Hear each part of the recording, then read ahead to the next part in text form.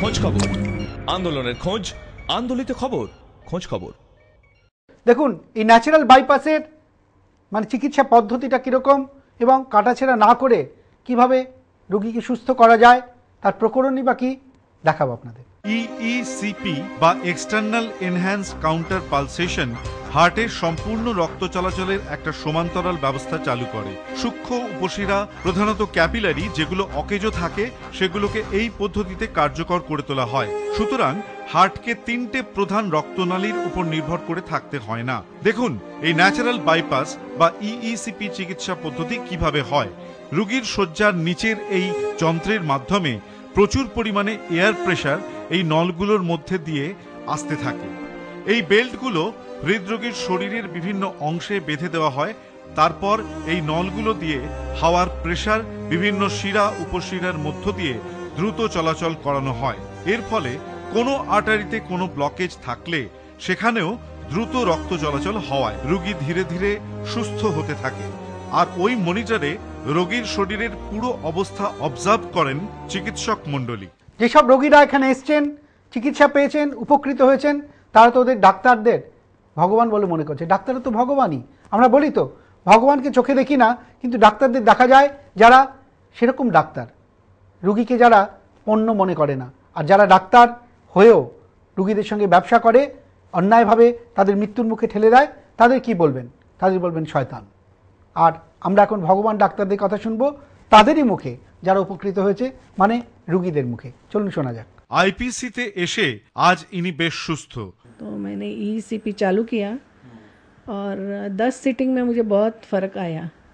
तो अभी मैं हर बरस 2 बार यानी 6 महीने में एक बार 20 सीटिंग ईसीपी का करती हूँ कि मैडम बोलती है आपको ये मेंटेनेंस के लिए अच्छा है। अभी हाँ, तो मेरा जो 1 साल में 2 बार मैं सीटिंग करती हूँ ईसीपी का, उससे काफ़ी राहत मिल जाती है। टेस्ट करवाइए, उसमें भी फ़र्क है। हाँ, बहुत फ़र्क है। অ্যাঞ্জিওগ্রাফি বাইপাস সার্জারির ব্যয় সাপেক্ষ চিকিৎসা পদ্ধতির তুলনায় হৃদরোগ থেকে মুক্তি পেতে আইপিসিতে এসে উপকৃত ইনিও। যত টেস্ট করা হলো বলে যে now will have to evaluate it, আপনাকে এনজিওগ্রাফি করতে হবে।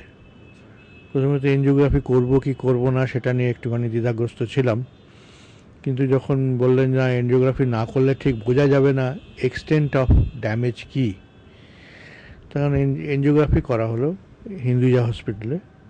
একদিন ভর্তি থাকতে হয়েছিল এবং এনজিওগ্রাফির রেজাল্টে পাওয়া গেল there is blockage 90%, and he advised me that you will have to make bypass surgery. 35 settings নিয়েছি। এখন কিরকম ফিল করছেন? এখন আমি অনেক হালকা। আর্টারি ক্লিয়ারেন্স থেরাপি ও ইইসিপি করে অনেকটাই সুস্থ বোধ করছেন আইপিসিতে আসা এই রোগীও। শুনুন। डॉक्टर प्रतीक्षा को आपका केस दिखाइए, हम पूरा रिकॉर्ड लेकर के आए, सारे हमारे रिपोर्ट्स दिखाए। रिपोर्ट दिखाने के बाद इन्होंने ट्रीटमेंट शुरू किया। शुरू में 2-3 दिन इनका ट्रीटमेंट हमारा सेट होने में टाइम लगा, लेकिन करीब आधा ट्रीटमेंट हमारा होते होते हमको बहुत अच्छा लगने लगा। अभी हमारा थोड़ा सा ट्रीटमेंट बाकी है। हाँ, ईसीपी में यानी आर्टरी क्लीनिंग थेरापी लेते हैं और ईसीपी मशीन की ट्रीटमेंट भी लेते हैं। दोनों ट्रीटमेंट से हमको अभी बहुत अच्छा लगता है, यानी अभी हमको 90% अच्छा है। जो हम यानी हम 2 मिनट नहीं चल सकते थे, उसकी जगह हम 30-40 मिनट आराम से चल सकते हैं। জিরো হার্ট অ্যাটাক এটাই আইপিসির স্বপ্ন। আর এই স্বপ্ন পূরণের পক্ষে প্রিভেন্টিভ কার্ডিওলজি প্রোগ্রামকেই গুরুত্ব দেন ডাক্তার প্রতীক্ষা ঋগদেব। স্টেজ 1 নিজের জীবনধারাকে বোঝা, স্টেজ 2 ডায়াগনস্টিক টেস্ট বা রিস্ক ফ্যাক্টর অ্যানালিসিস, স্টেজ 3 ব্যক্তিগত খাদ্য তালিকা ও কাউন্সেলিং, 4 যোগ সেশন, 5 ধ্যান, 6 stress management, 7 cardiovascular fitness exercise, 8 workshop, 9 follow up session.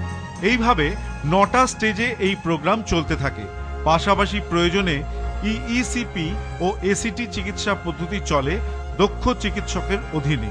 Doctor পারুলেকার একজন বিখ্যাত হৃদরোগ বিশেষজ্ঞ, পদ্মভূষণ প্রাপ্ত এই হৃদরোগ বিশেষজ্ঞ একমত ডাক্তার প্রতীক্ষা ঋগদেবের মতামতের সাথে।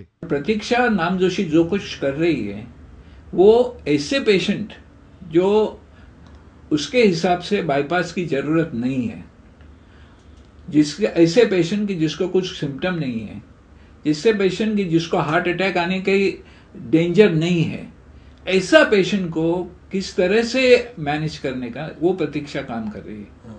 और वो मैंने देखा है और वो काम बहुत अच्छा है। কেমন হবে বলুন তো, যখন দেখব এই রোগ মানুষকে যতই আক্রমণ করুক তা প্রতিরোধ করার জন্য এরকম সব ব্যবস্থা আছে, যাতে মানুষ মানে ঠকবে না, প্রতারিত হবে না, ডাক্তারের কাছে গিয়ে বঞ্চিত হবে না। রোগও হলো, ডাক্তারের কাছে গেলাম, ডাক্তার বললো এই করো, করলাম, কিন্তু রোগ সারলো না, এরকম যেন না হয়। তো এই জায়গাটাতে আমরা দুজন মানুষ, দুজন ডাক্তার, তাদের খোঁজ খবর পেয়ে গেছি, তাদের সঙ্গে নিয়েছি, দুটো হাত ধরেছি, চলছে এগিয়ে। তো প্রতীক্ষা ঋগদেব, বিমল ঝাঁঝরের কথা আপনারা জানেন, অনেক শুনেছেন। এবার প্রতীক্ষা ঋগদেব আমাদের বলছেন তিনিও চান সারা ভারতবর্ষে এটা ছড়িয়ে দিতে। এর চেয়ে ভালো কথা আর হয়? মুম্বাইতে এখন উনি করেছেন সেন্টার, আরও নানান জায়গায় সেন্টার করবেন, কিন্তু আমরা তো চাই কলকাতাতেও আসুন উনি, কলকাতা আসুক, এই বাংলার মানুষ ওর কাছ থেকে উপকৃত হোক, এটা আমরা চাই। এই ব্যাপারে ওর সঙ্গে কথা বলেছিলাম, ও যা যা বলছে আমাদের শোনাবো আপনাদের আরও একটা ব্রেকের পর। খোঁজ খবর, আন্দোলনের খোঁজ, আন্দোলিত খবর, খোঁজ খবর। এই ইসিপি চিকিৎসা ব্যবস্থা হৃদয় রোগীদের জন্য কতটা উপকার আনবে, সারা ভারতবর্ষে কীভাবে ছড়ানো যায়, এই নিয়ে ভাবনা চিন্তা করছেন ডাক্তার। আমরাও তার শরিক হলাম, এবং এই আমাদের এবং ডাক্তার প্রতীক্ষা ঋগদেবের যে কথোপকথন হলো তার থেকে কি বেরিয়ে এলো আপনারাও জানুন। 1999 সালে আইপিসির উদ্বোধন হয়। এখন 2007। এর মধ্যে নানা হৃদরোগ নিরোধক প্রোগ্রামের মাধ্যমে আইপিসি সাধারণ মানুষের পাশে এসে দাঁড়িয়েছে। ডাক্তার প্রতীক্ষা ঋগদেবের কথাতে এই ন্যাচারাল বাইপাসের উপকারিতার পাশে বারবারই উঠে এলো কিভাবে নানা প্রতিবন্ধকতা পেরিয়ে একে সারা পৃথিবীর হৃদরোগীদের আয়ত্তে পৌঁছে দেওয়া যায়। बॉम्बे के बाहर के प्रोजेक्ट्स के बारे में थोड़ा बहुत बताऊंगी मैंने नागपुर में, चेन्नई में और बाकी के जगह पे भी स्टार्ट किया। क्या होता है कि बॉम्बे में क्या होता है कि when I am there everything is under my control. जैसे मैंने आपको बताया कि there is money for your need, not for your greed. आजकल क्या हो गया है कि हम लोग जो काम कर रहे हैं उसमें रियली स्पीकिंग बहुत भी पैसा नहीं है। अपना घर चलने का, एक कंफर्टेबल लाइफ जीने का पैसा है, लेकिन ऐसा जाके कुछ बड़ा मतलब जो होता है, क्योंकि हम लोग क्या है कट्स कमीशंस कुछ देते नहीं हैं, तो वो सब हम लोग नहीं करते हैं। ऑनेस्टली पेशेंट का माउथ टू माउथ पब्लिसिटी से सब करते हैं। तो उसमें क्या है कि मैंने देखा है कि डॉक्टर्स का जो पार्टिसिपेशन है ना बहुत कम हो जाता है। और दूसरा क्या है कि अभी रिमोट कंट्रोल मैनेजमेंट में मैनेजरियल प्रॉब्लम्स भी बहुत आते हैं, स्टाफ के प्रॉब्लम्स भी बहुत आते हैं। तो एक्चुअली क्या हुआ कि जब मैंने बाहर के भी सेंटर्स मैंने चालू किए तो as a doctor I was successful कि पेशेंट्स को मैंने ट्रीटमेंट दिया, कि सब कुछ किया।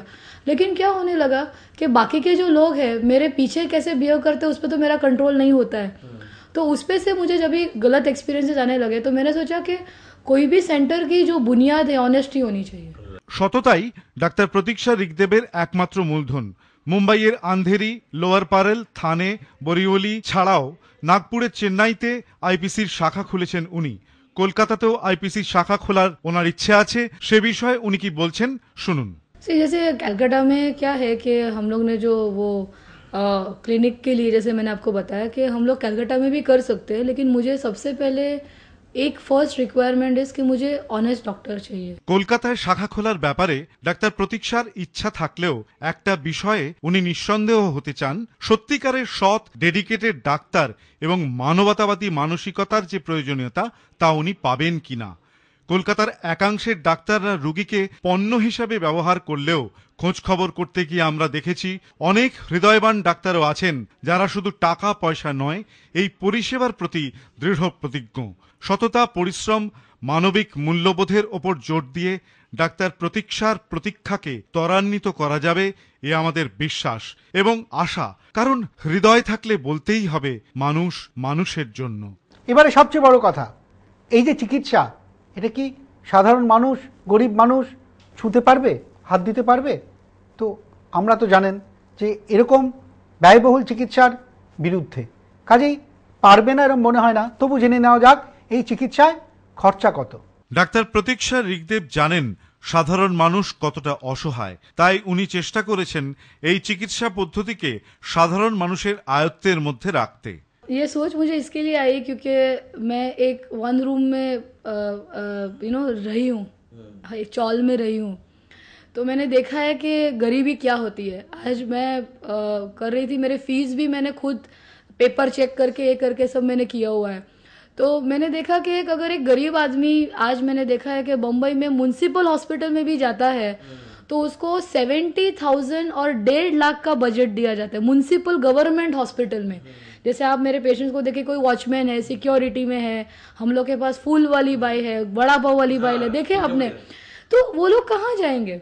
हमें ऐसा पॉलिसी होना चाहिए कि हम लोग पैसा नहीं है तो कंसल्ट नहीं करेंगे, वो कॉन्सेप्ट मुझे अच्छा नहीं लगता है। আর্থিকভাবে পিছিয়ে থাকা মানুষদের বিভিন্ন অনুদানের মাধ্যমে চিকিৎসার ব্যবস্থা করা হয়েছে আইপিসিতে। उसके हम लोग ने क्या किया है कि फाउंडेशन एक चैरिटेबल ट्रस्ट किया हुआ है, क्योंकि आज क्या है, आपको भी पता है कि जगह इतनी महंगी है, इक्विपमेंट्स इतने महंगे हैं, तो आज क्या है कि टोटली फ्री तो नहीं कर पाते, कोई गवर्नमेंट का भी इसमें सपोर्ट नहीं होता है। तो इसके लिए हम लोग ने जो भी इंफ्रास्ट्रक्चर क्रिएट किया है, बैंक का लोन लेके और ये सब करके किया हुआ है। तो हम लोग को जो बेसिक चार्ज हम लोग कर रहे हैं, अगर वो बेसिक चार्ज 50,000 या 70,000 ECP का जो है, अगर ये किसी को अफोर्ड नहीं होता है, तो हम लोग ने ट्रस्ट में से हम लोग ने एक सोशल वर्कर रखा हुआ है जो डोनर्स के साथ फ़ोन करके उनसे वो लोग डोनेशन लेके इनको हेल्प करते हैं। लेकिन हम लोग ने ये पॉलिसी रखी है कि हम कोई भी पेशेंट को पैसा नहीं है इसके लिए रिफ्यूज नहीं करेंगे। इन्हीं একজন সামান্য সিকিউরিটির কাজ করেন, অথচ আইপিসিতে এসে ফাউন্ডেশনের মাধ্যমে ওনার চিকিৎসার ব্যবস্থাও হয়েছে। दवा गोली में टाइम पे खाता हूँ और दूसरा कुछ नहीं। इधर के जो सिस्टर लोग है वो भी दादा काका बोल के अपने घर के जैसे संभालते, घर के जैसे आदमी को संभालते। डॉक्टर ने तो आपका जो पैसा जाता था हॉस्पिटल में, हाँ वो बच गया। और जो पैसा ज्यादा बच गया, जो प्रतिष्ठा मैडम के पास बोला मेरे पास पैसा नहीं, तो प्रतिष्ठा मैडम मेरे को ऐसा सलाह दिया कि तुम नगर सेवक का चिट्ठी लाओ, इसका चिट्ठी लाओ, इसका चिट्ठी लाओ। तो उन्होंने मेरे को आधा पैसा फाउंडेशन के थ्रू मेरे को आधा पैसा माफ किया। मेरे को आधा पैसे में मेरा जो 40-50 हजार जाने वाला था, उधर मेरे को आधा पैसे में काम किया और बहुत अच्छा किया, बहुत अच्छा मेरे को संरक्षण दिया। जब से मेरे को बहुत अच्छा, अभी तक कुछ नहीं। সত্যি ধন্যবাদের ভাষা ওর থামছে না। স্বাভাবিক সাধারণ মানুষদের জন্য যারা ভাবেন তারা বাস্তবিকই ভগবান।